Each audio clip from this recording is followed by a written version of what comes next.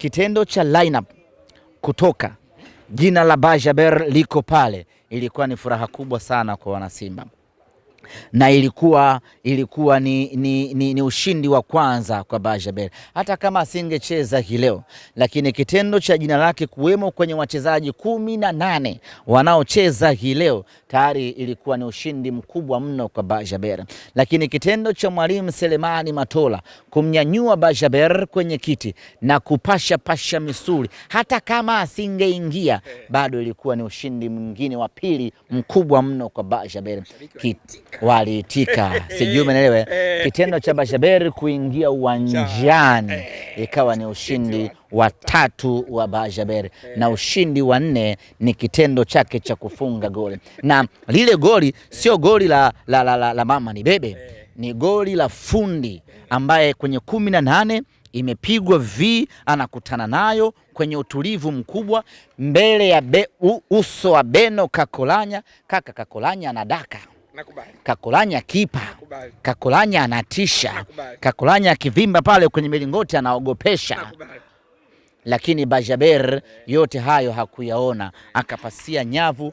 Goli lake kusema kweli ni goli ambalo limemfurahisha kila mwana Simba.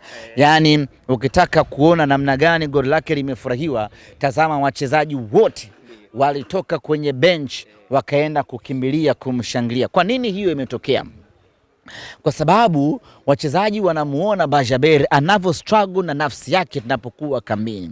Wanamuona anavyoumia kwa nini hachezi. Wanamuona namna ambavyo anateseka kwa nini hachezi. Sasa wanamhurumia ya kwamba mwenzetu anashindwa kutimiza malengo yake, anashindwa kuonesha ubora wake. Leo ukapata nafasi ya kucheza na kafunga, wachezaji wote wamefurahia kwa sababu wanaamini sasa mwenzao sasa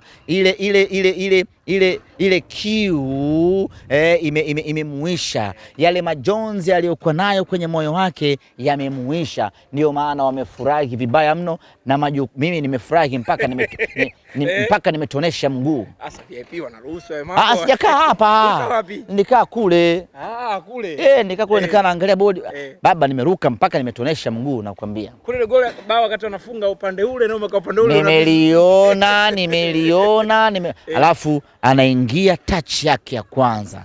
Tazama composure yake. Tazama utulivu wake. Mali inakuja anazima, anachagua pa kupiga. Kusema kweli Bajaber leo ametukata kiu kweli.